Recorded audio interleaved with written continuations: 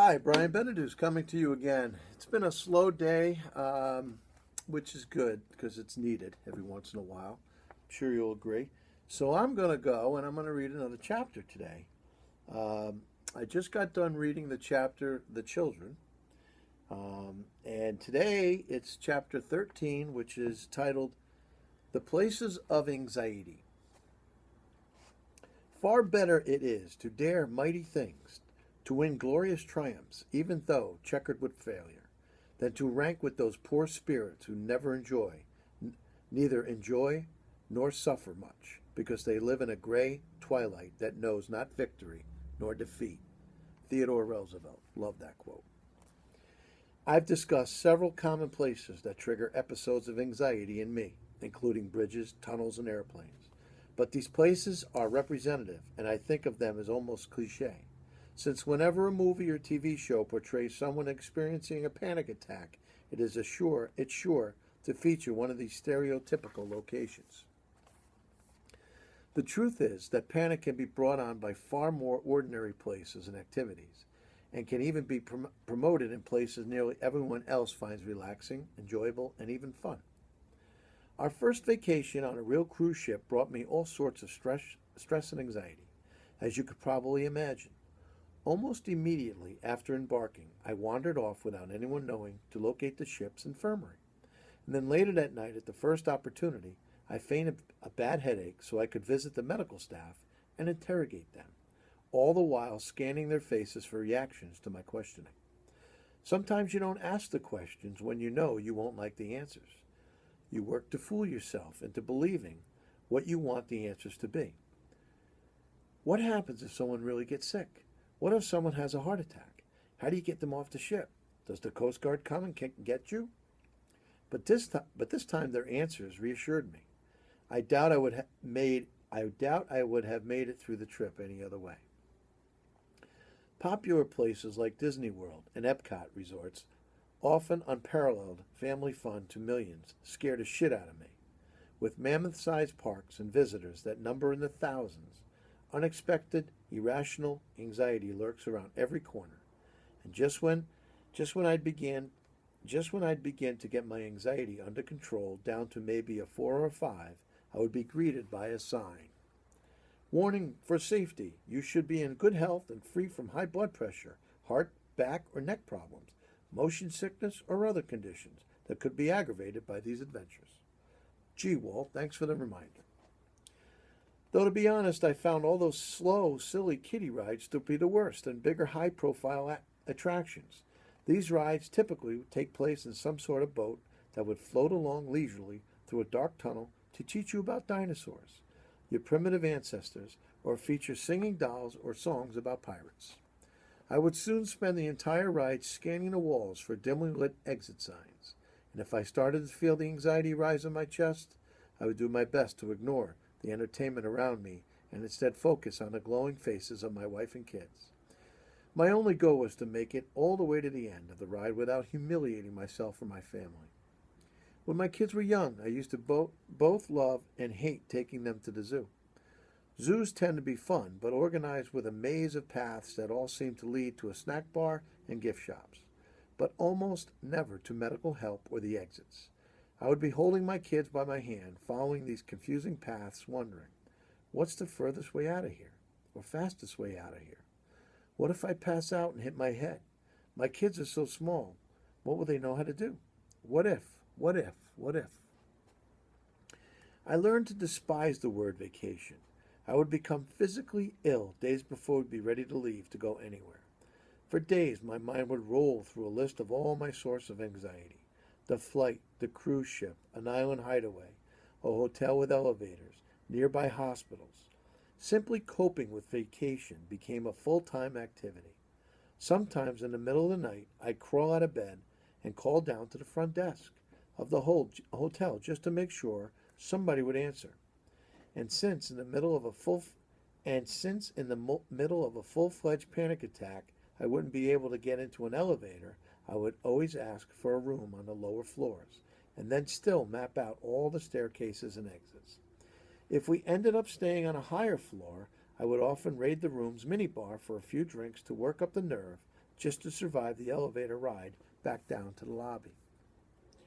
It is always these little things that tend to bother me the most, because in the mind of an agoraphobic, you're continually wondering how you could possibly handle all the big important things in life if you are distracted by all these little ones. Anxiety and panic are like the roots of a tree, and the longer you allow them to exist unchecked, the deeper these roots will extend into the fertile recesses of your mind. To me, these roots represent not only fear, but also the fear of the thought process itself. These fears may be irrational, but they are fears nonetheless. And as I've always mentioned, imagined fears tend to be far more acute and terrifying than those that come from real life sources. People who are not afflicted with this disorder would be amazed at the terrors I am able to conjure. As the roots tunnel deeper, the branches of the anxiety tree grow higher, and the insecurities fracture and multiply into dozens of these little things, going to the zoo, meeting a customer, riding an elevator, that over time invade, control, and dominate every moment of your life. I can't imagine where I would be today if I hadn't lived through this anxiety and panic. Would I have been more successful? Or maybe I wouldn't be successful at all. There's no way to know, of course, but I do know that I didn't make peace with these daily little things until I learned not to fight them. It was the fighting that watered the tree and grew those roots. Once I had many places of anxiety, but now I am in a much better place. It's a short chapter, an important chapter. Once again, reiterating that an agoraphobic, which once again starts with going backwards, agoraphobic from panic attacks, from worry. It's all from nervousness, yada, yada, yada. That's how it works. And it branches until, if it's not controlled, turns into you don't want to have a panic attack over there, to over there, to over there. And everywhere you go, you feel like you're going to have a panic attack. Now, once again, I'm calling it a panic attack, and I have to reiterate, when I went through this, I did not know what was wrong with me. So if you suffer, you know somebody that does, you have a little anxiety, whatever it might be, remember that this book was written with no knowledge at all what was wrong.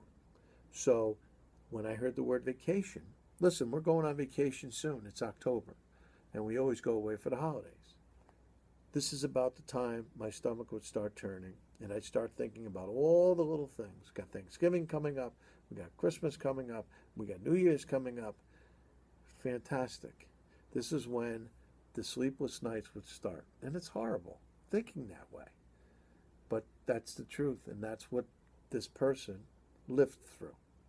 But like I've said before, many other times, I'm blessed and it's managed, and I live a normal life, a phenomenal life, and I'm glad I can.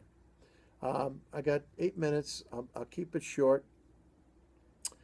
A couple of things I want to talk about, because it's funny. I just read the part about Disneyland and that insurance, the sign they read just for insurance purposes. So it's called CYA.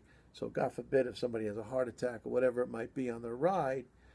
And the funny thing was about this, and you might remember the ski trip from hell, was about the gondola.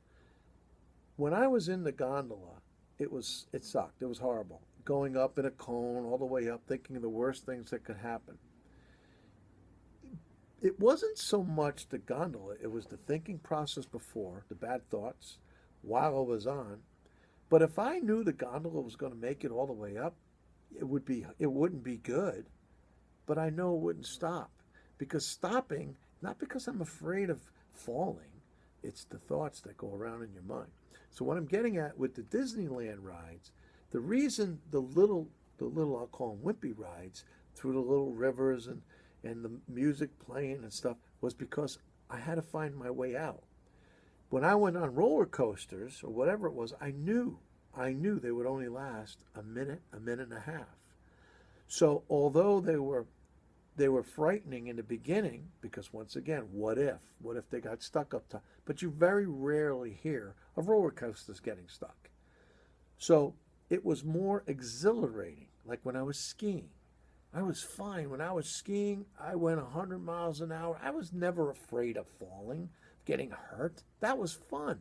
It's like the roller coasters. They're exhilarating. But the anxiety always lives in the future. The what ifs, those two words suck. What if?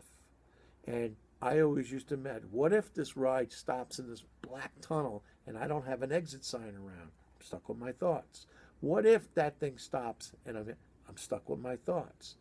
And that's what an agoraphobic thinks about the most. What if they're stuck with their thoughts?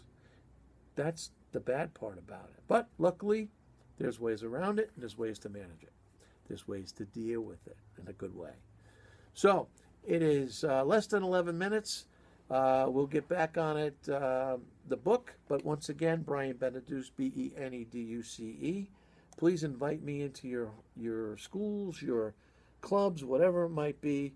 And I'm going to bring my book, and it's pretty neat. I've got a talk coming up next week, and I start off with a little song. I don't sing, but a song that's near and dear to me that helped me start this whole process. What Are You Waiting For by Nickelback, and it shows a little bit of a few pictures, and it's a really neat video that a friend of mine made. Actually, Jeff Maidman. I talk about him a lot, but another friend of mine, Mark Casey, who runs Trinity Leads, actually made the video, and Jeff actually truncated it with the music, so he edited it for me.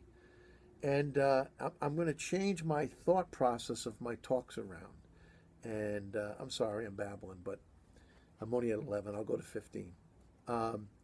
My talks are not going to be, I'm going to try, this will be, I don't know how many talks I've had so far, but I'm going to try. I'm very, very nervous when I start my talks, and I show people that. You're now witnessing a level 8 anxiety and panic, because it is. It's there. This is new for me. So even though I have these tools, once I get out there, I get down to a level 3, but it takes a while. So what I'm going to try and do is I'm going to try and utilize my healing thought process as I do beforehand, go on stage or be the person in front, the focal point, and make it a little more upbeat. And because it's done, it's managed, and it's an inspirational story. I'm going to read more from my book, little tidbits from my book, not just talk about it, but read a little more from it, because it's a very inspirational thing, and I've been asked to do that in many of my talks. So hopefully the next talk I do, you'll get an idea of what I'm talking about. And it's fun. It's pretty cool, and it is. This story is an inspirational story, and I'm begging you to please read the book. But more importantly, not only read the book, but look at the YouTube channels, not just 1, 2. Follow me as I read this book along, and I'm having fun, and I hope it helps you. All right, have a great day, and onward. Take care.